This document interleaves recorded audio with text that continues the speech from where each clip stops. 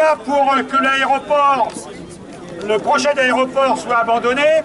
Ce qui est sûr, c'est qu'il ne se fera pas parce que la ZAD est suffisamment défendue comme ça et on en a une preuve supplémentaire aujourd'hui. Mais bon, ça veut dire qu'il faut quand même rester sur le pont. Donc ça, c'est le premier but. Le deuxième, c'est que la ZAD vive, parce que c'est pas le tout d'arrêter le projet, mais après, il faut s'organiser. Et il y a déjà des choses qui se positionnent là-dessus. Lutte et construction. Et alors, on voulait aussi rappeler que c'est complètement solidaire avec les autres luttes. J'ai à mes côtés quelqu'un de Nice, là, où il est en train de se passer des choses. Il y a des tas de choses qu'on ignore, il y en a qu'on connaît, comme le Lyon-Turin. Le Lyon-Turin, il y avait des représentants devant, là, tout à l'heure. C'est exactement le même schéma qu'ici, c'est-à-dire que c'est un projet qui est pondu au départ par une multinationale, qui se met des politiques dans la poche, et qui après trouve des arguments pour le vendre au public. Et en faisant croire à ce public que toutes les manips sont respectées, zones d'utilité publique, etc. Donc c'est le même schéma à chaque fois. Donc on est complètement évidemment solidaire. Il y a le gaz de schiste pour lequel il y a demain un grand mouvement comme celui-là à Barjac. Voilà, on peut en citer des tas et des tas, mais c'est complètement solidaire et c'est la même chose.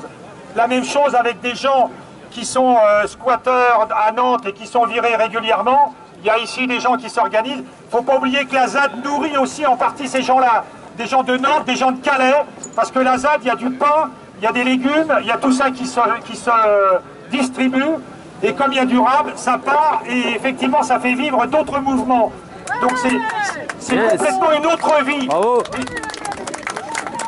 Et je pense que ce qui les embête le plus, c'est moins le fait d'abandonner l'aéroport que le fait de laisser la ZAD se développer. Et c'est ça qui les gêne. Et d'ailleurs, ils n'ont plus ça comme argument. Ils n'ont que ça, les politiques du coin. Vider la ZAD, vider la ZAD, vider la ZAD. Il n'y a plus moyen de discuter sur le fond parce que tous leurs arguments sont démolis. Voilà, et ils le savent vraisemblablement. Je passe la parole à quelqu'un de Nice. Là. Ouais. Est-ce que quelqu'un peut me filmer en même temps, s'il vous plaît, les gars? Merci. Attends, je vais te le tenir parce qu'il y a un truc à tenir là. Ouais. Quelqu'un peut me filmer? Merci. Il n'y a rien à faire? Non, c'est bon. Ok, ça marche. Ouais, juste me filmer. Ouais, c'est de l'autre côté. Pardon. Comme ça, faut appuyer. Salut. Désolé. Salut. 1, 2. Ça y est, ça marche. 1, 2. Ça marche plus. Bon, va y arriver. Salut les copains. C'est pas du boycott. Hein. Ah, ça y est, ça marche. Ponctuellement. Bon. Ouais, ça marche pas, c'est normal. Ah oui, mais là, il y a trop de monde. Allô, allô? Attends, peut-être je lâche le micro, ou alors faut faire comme ça. 1, 2, ah oui, peut-être. Non? 1, 2. 1, 2, 1, 2, 1, 2. 1, 2, 1, 2, ouais, voilà, alors je parle prêt, apparemment ça marche. Bon, salut les copains, les copines, on est plusieurs à venir des Alpes-Maritimes. On vient de loin, mais c'est parce que la Terre n'a pas de frontières, hein, voilà, l'écosystème c'est toute la Terre. Et donc je voulais vous parler très rapidement de ce qui se passe à Nice. À Nice, il y a un projet qu'en plus les porteurs du projet, dont Christian Estrosi, maire de Nice, osent appeler Éco-Vallée. C'est de l'éco-greenwashing, on dirait plutôt que c'est économique, en fait, parce que ils plantent 2-3 beaux espaces verts pour dire que c'est écolo, quoi, voilà. Je vous résume le truc. Et donc, il y a un grand stade qui malheureusement est déjà construit, est déjà en route, le stade Allianz Riviera. Il y a une route de 40 mètres de large en projet, le magasin Ikea, le déplacement du marché d'intérêt national à La Baronne sur une zone riche en terres fertiles, en biodiversité. Il y a des copains et des copines qui se mobilisent aujourd'hui même en parallèle et pour nous soutenir en action décentralisée ici aussi. Et il y a donc au total, c'est une espèce de technopole géante avec des bureaux et tout ça, et tutti quanti.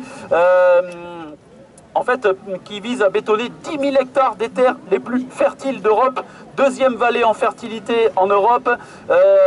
C'est jusqu'à par endroit 6 récoltes par an possibles. On avait fait une ZAD, une petite ZAD il y a 3 ans. on avait subi nous aussi les foudres de la répression dû au maire de Nice qui nous avait expulsés, Manu Militari, et qui avait fait expulser des mal logés, qu'on avait logé des Roms, en fait, des minorités malheureusement discriminées. Et donc du coup, il avait osé dire sa phrase exacte: ne sont pas les bienvenus sur le territoire de la ville de Nice les étrangers en situation irrégulière, les squatteurs, les Roms, les gens qui ne respectent pas les lois de la République. Voilà, et donc du coup, il y a SOS Racisme qui a porté plainte contre Christian Estrosi suite à ça. Voilà, donc c'est pour vous résumer un petit peu ce qui se passe à Nice. C'est extrêmement grave, et là, il faut qu'on recrée notre mobilisation en vue d'une éventuelle ZAD. On va voir ce qu'on pourra faire.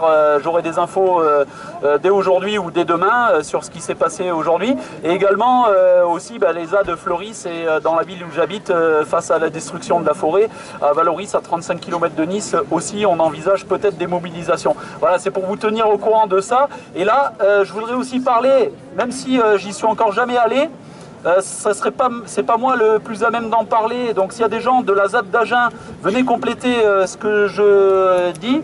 Et sinon, du coup, je me permets quand même de passer un petit peu le message, parce que la ZAD d'Agen, en gros, en résumé, ils se battent aussi contre la LGV. En fait, la ligne à grande vitesse qui part de Bordeaux, je crois, et avec toute une technopole, la technopole Agen-Garonne, qui détruirait complètement des terres fertiles là-bas. Alors la ZAD d'Agen, c'est quelques personnes qui se sont mobilisées, qui ont remis en culture les terres, qui proposent que les gens fassent des projets de légumes plutôt que le béton à la place, et se les échanger, se les partager, etc.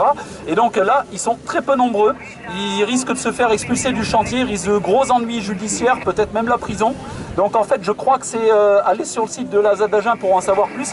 Mais le 4, 5 et 6 mars, je crois, c'est un week-end, si je ne me suis pas trompé dans les dates, ils organisent un Festizad. Donc il serait bien qu'on soit aussi nombreux que ce qu'on est ici, là-bas à la ZAD d'Agen et partout. Et également, dernier truc pour finir, je vais essayer d'être bref. Donc je mène, comme c'est marqué sur mon t-shirt, une web TV qui s'appelle ZAD Partout Téloche, qui est participative. Et donc il y a aussi ZAD Partout Téloche Archive, au pluriel avec S, où seront les vidéos entre autres d'aujourd'hui, et vous pouvez venir avec le peu de batterie qui me reste sur ma caméra passer des messages, parce que l'automédia, la communication, c'est une arme, surtout face aux médias de masse, parce que vous savez par qui ils sont possédés, les médias de masse, et à quoi ils servent. Donc en fait faisons entendre les voix plutôt que la voix. Lutte et construction, et ZAD partout, et on va gagner. Paix et amour. Merci.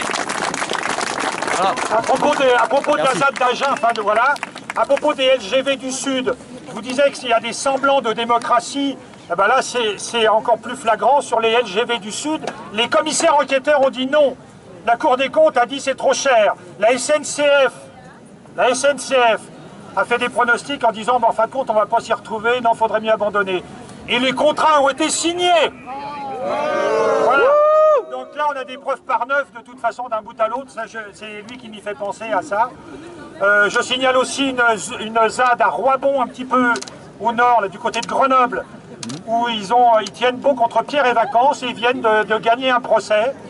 Et donc, voilà, Pierre et Vacances qui construit des villages. Alors là, c'est trop long à vous expliquer, mais en gros, Pierre et Vacances fait des center parks, des cottages qui relouent, et leur principe, ils perdent du fric. Ça fait plusieurs années que leur bilan est négatif. Ils ne gagnent que s'ils construisent, puisque c'est en revendant là où ils construisent qu'ils gagnent de l'argent. Donc c'est la fuite en avant. Et Roibon, c'est ça. Donc là, il n'y a même pas d'utilité, il n'y a rien du tout, ils ne peuvent rien justifier de rien du tout. Donc c'est que des choses comme ça. Donc ça veut dire qu'il faut rester mobilisé, mais de toute façon, on les aura, il n'y a pas de problème. Voilà. Bravo. Convergence de lutte. Et des constructions, un autre monde est possible, et se met en œuvre même.